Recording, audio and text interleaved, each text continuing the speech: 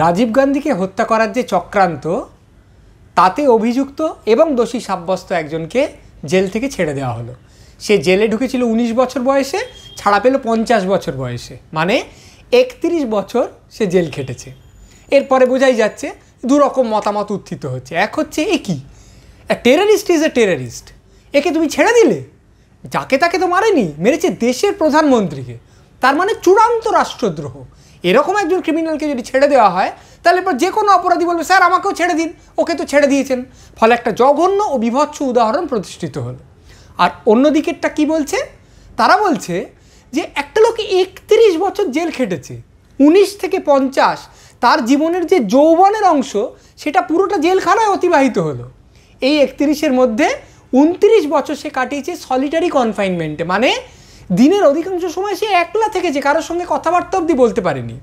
এবং 16 বছর তার মাথার ওপর ঝুলেছে মৃত্যুদণ্ডের খাঁড়া, মানে তাকে মৃত্যুদণ্ড দেওয়া হয়েছিল, 16 বছর পর তা মকুব করা হয়েছে। 16 বছর লোকটা ঘুম থেকে উঠে ভেবেছে এই রে আমার বোধহয় ফাঁসি হলো। এতগুলো কষ্টের পর একটা লোক যদি ছাড়া পায় তাহলে অসুবিধাটা কোথায়? আদালত যে তাকে ছেড়ে দিয়েছে তার অনেকগুলো কারণ আছে। এক হচ্ছে প্রশাসনের শিথিলতা আছে, তাছাড়া জেলখানায় সে খুব ভালো ব্যবহার করেছে, তারপর সে অনেক পড়াশোনা করেছে, তার অনেকগুলো ক্রনিক অসুখ আছে। সবচেয়ে বড় কথা, তার দোষটা কি, সে 2টো ব্যাটারি কিনে এনেছিল, যে ব্যাটারিগুলো সেই বিস্ফোরকে লাগানো হয়েছিল, যা দিয়ে রাজীব গান্ধীকে মেরে ফেলা হয়েছিল। সে স্বীকারোক্তির সময় বলেছিল যে ব্যাটারিগুলো সে কিনেছে বটে, কিন্তু জানতো না যে কেন ব্যবহার করা হবে, ব্যাটারিগুলো কী কাজে লাগানো হবে জানতো না।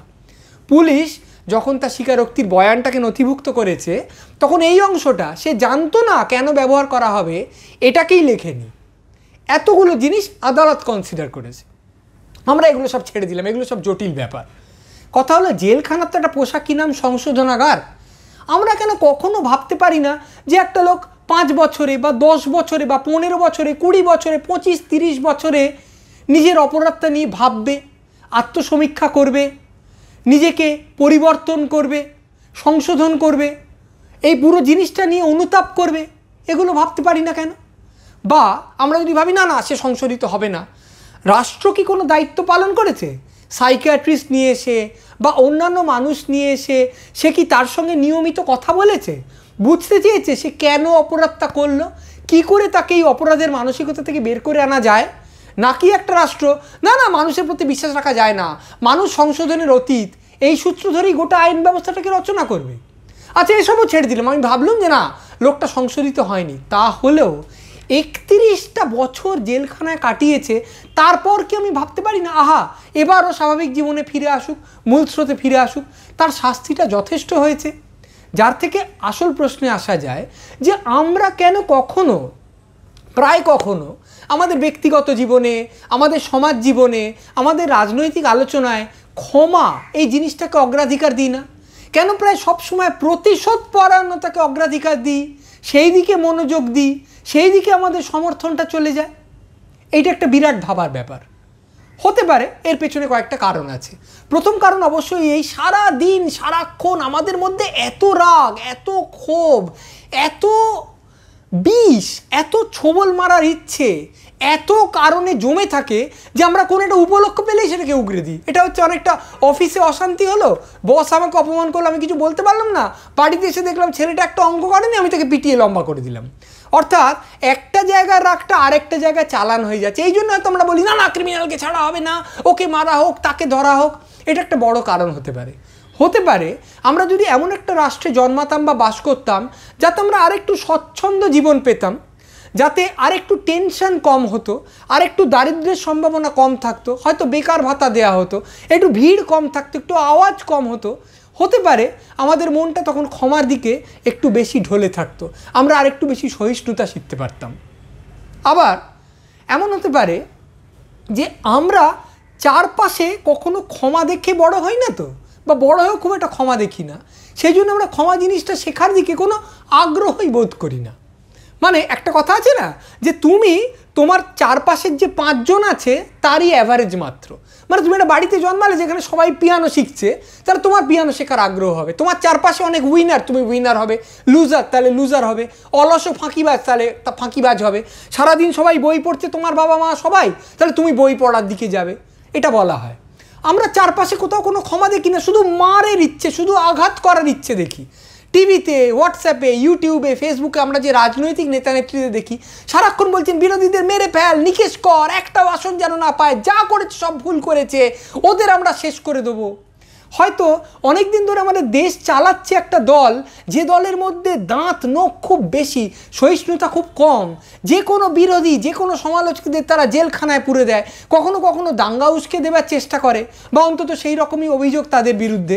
কখনো হয়তো অন্য সম্প্রদায়ের একজন মানুষ মারা গেছেন, সেই দিকে কোনো রকম এমপ্যাথি, কোনো রকম সমবেদনা তারা ব্যক্ত করে না।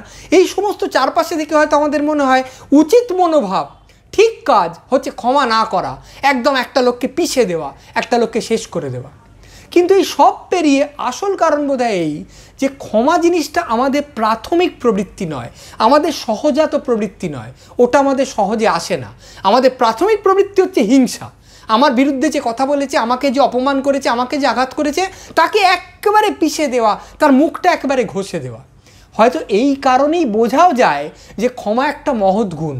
তার কারণ আমাদের প্রাথমিক যে প্রবৃত্তি, তাকে সংবরণ করা, তাকে অতিক্রম করে যাওয়া এবং অন্য লোকের দিকে আমার দিকে যে মনোযোগে তাকাই সমান মনোযোগে তাকানো, তার কথাটা আমার মতো সমানভাবে বিবেচনা করা, এটাই হচ্ছে সমস্ত সভ্য ব্যবহারের বা আচরণের সামান্য লক্ষণ।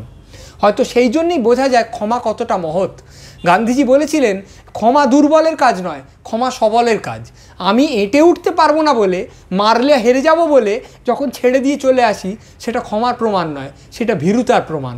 একটা লোককে আমি মারতে পারি কিন্তু মারবো না, এইটা হচ্ছে ক্ষমা, এবং তা অত্যন্ত শক্ত কাজ। এবং যে কোনো শক্ত কাজের মতোই এই জিনিসটা, এটা তো আমার প্রাথমিক জিনিস নয়, আমার বেসিক প্রবৃত্তি নয়, এটা আমাকে আয়ত্ত করতে হয়, এটা আমার অ্যাকোয়ার্ড ট্রেট। সেই জন্যে এটা আমাকে অনুশীলন করতে হয়। ঠিক যেভাবে তুমি যত বড় ব্যাটসম্যান হও না কেন, তোমাকে প্রত্যেক দিন নেট প্র্যাকটিস করতে হয়, যত বড় গাইয়ে হও না কেন, তোমাকে প্রত্যেক দিন রেওয়াজ করতে হয়, সেই রকমভাবেই ক্ষমা জিনিসটা আমার সরাসরি আসে না বলেই রোজ নিজেকে ক্ষমা শেখাতে হয়। পড়ে, শুনে, বারবার বুঝিয়ে, ধারাবাহিকভাবে নিজেকে ক্ষমায় দীক্ষিত করতে হয় যে ও তোমাকে আঘাত করেছে, তবু তুমি ওকে আঘাত করবে না, এই জিনিসটা ভুলে যাও। এটা নিজেকে শেখাতে হয়।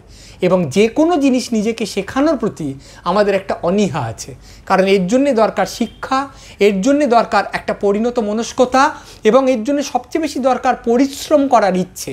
আমাদের একটা বিরাট মানসিক আলস্য আছে, যার দ্বারাই আমরা সারাদিন তাড়িত হচ্ছি, চালিত হচ্ছি। অধিকাংশ সময় আমরা শরীরেও খাটতে চাই না, আমরা মনেও খাটতে চাই না।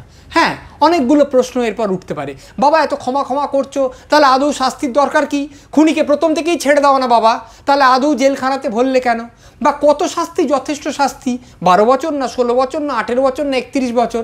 এ নির্ণয় করবে কে? হ্যাঁ, আলোচনা হোক না, প্রশ্ন উঠুক।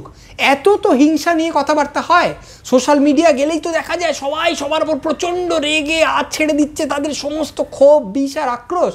কিছুটা ক্ষমা নিয়ে আলোচনা হোক, অনেকগুলো প্রশ্ন উঠুক, দেখি না তাতে আমাদের মনে হয় যে আমাদের জীবনটা আরেকটু সুসহ, আরেকটু অকর্কশ হবে, যেখানে মূল জিনিসটা থাকবে আরেকটা লোককে আঘাত করা নয়, আরেকটা লোককে পিষে মারা নয়, বরং আরেকটা লোকের কথা বুঝতে চাওয়া, অনেকটা সমঝদারি নিয়ে, অনেকটা কোমলতা নিয়ে পৃথিবীর দিকে, চারপাশের দিকে তাকানো।